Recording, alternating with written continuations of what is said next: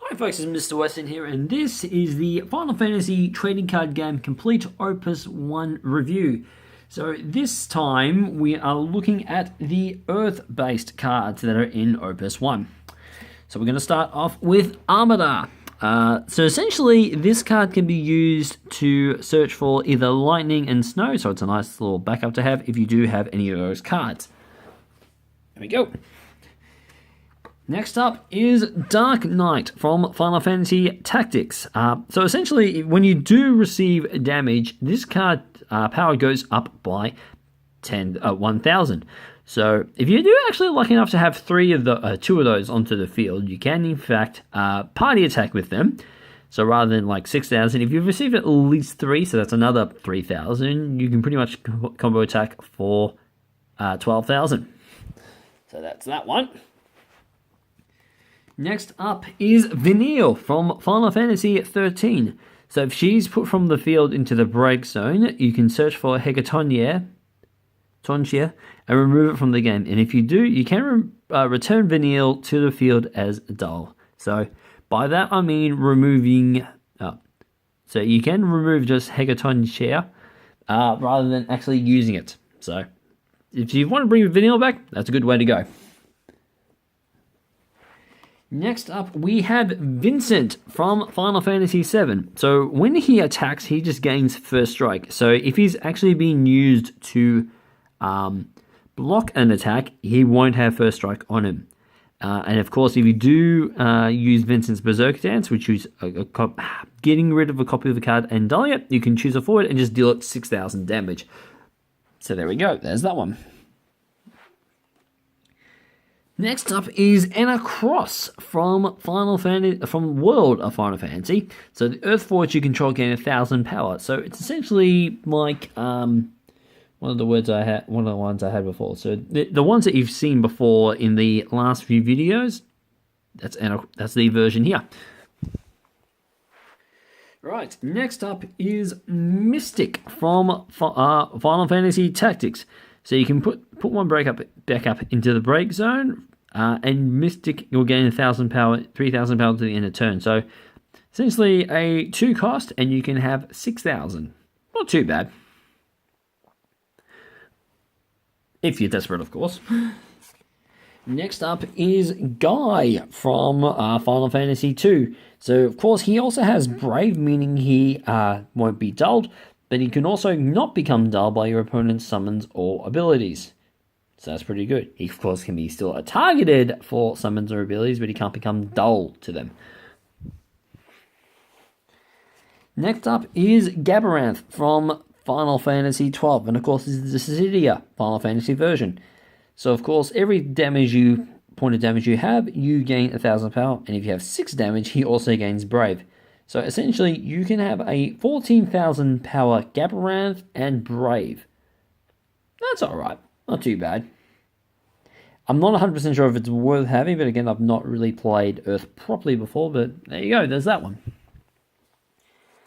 Next up is Black Belt from Final Fantasy III. Now this is a 4 cost with 8,000 power, and it is again just a standard unit, so not 100% sure if it's worthwhile having, but it depends. Especially when there's a couple of cards showing off later.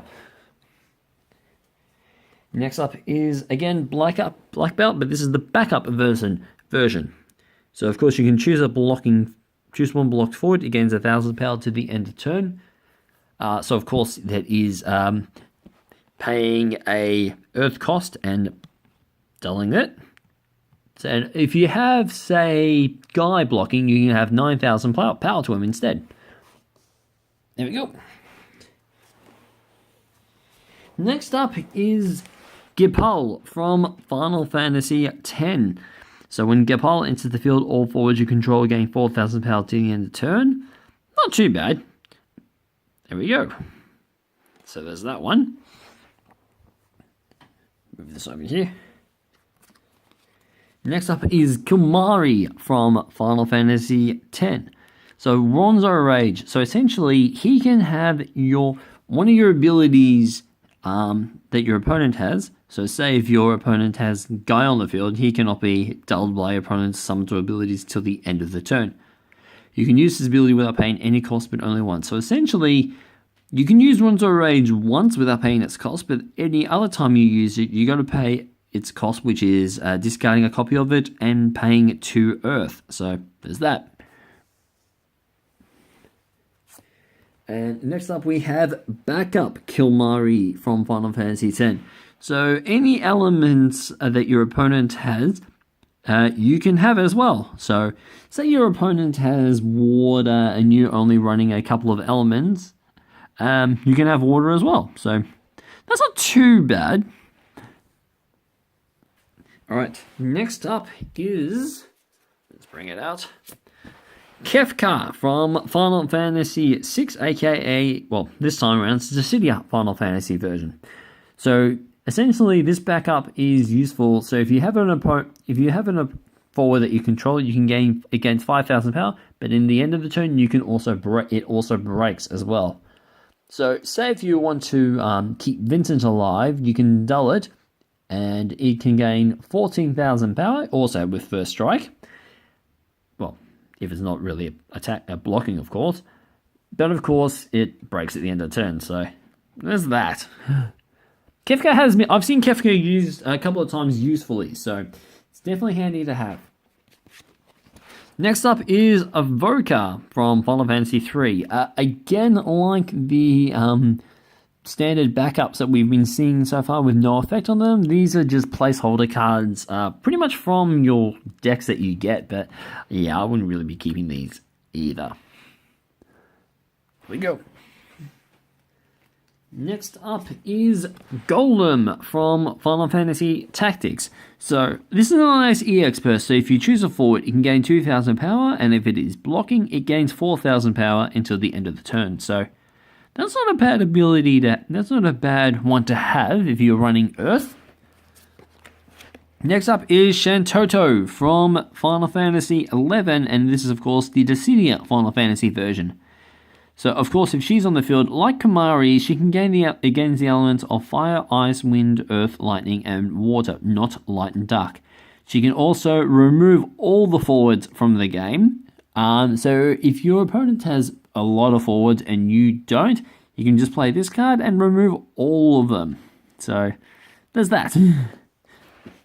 Next up is Cecil from Final Fantasy IV, aka Dissidia Final Fantasy for this version. So when you receive damage, choose one forward your opponent controls and you deal 5,000 damage.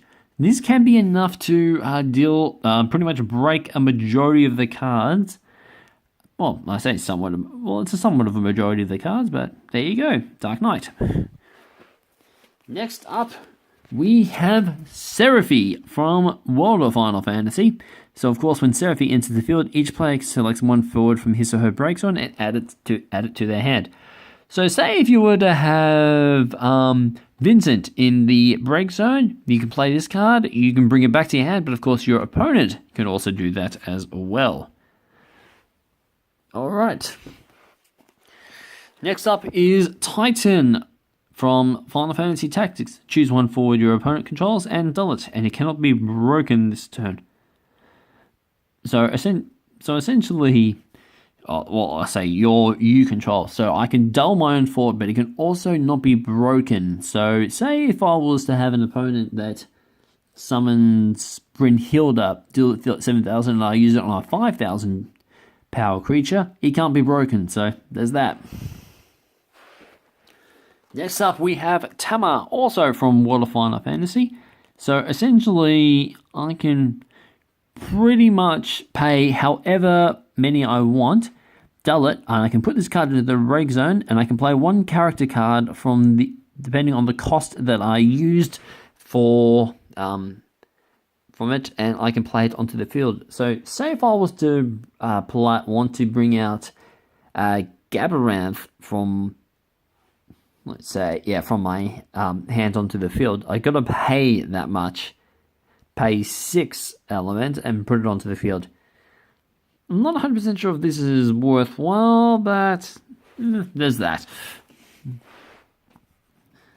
Alright, next up we have Delita. Now this is of course the Knight version from Final Fantasy Tactics. So when he enters the field, you choose one character I control and break it. So essentially, I'm getting rid of a card to play this one. So of course, I can also use Northswain Strike. So I discard a copy of it and pay Earth. And if my if I'm about to attack with this one, an opponent decides to block it, I can choose it and break it. So there's that one. And of course, next up we have Warrior version of Deleter. So when he blocks, he gains 2,000 power until the end of turn. So if I'm blocking with this card, I can use it to have 7,000 rather than 5,000. There we go. Next up we have Barret from Final Fantasy VII. So Hammer Blow, I can choose a forward and I can deal 4,000 damage. Barret gains 4,000 power until the end of turn. So essentially that could be enough to deal a sizable chunk of damage to some forwards that are in the game. But of course, I discard a copy of Barret and pay 2 Earth to use it. Next up, we have Geomancer from Final Fantasy III. So of course, when he enters the field, I can choose a forward and it can gain Brave. So say if I was to attack with Barret, he can have 11,000 power and not be dulled. So that's pretty handy to have. Of course, it immediately disappears straight away, but regardless. Next up, we have Prish from Final Fantasy XI. Of course, this is the Cydia Final Fantasy version. Now, if you are running Earth, it is recommended to have Prish as a nice blocker, because of course when she blocks, she gains 4,000 power to the end of turn. She can also gain Brave, so if you're attacking, you can do that. But of course, you can also use a Royal Uppercut, discard a copy of her and pay a cost of Earth. You can double the power of Prish until the end of turn.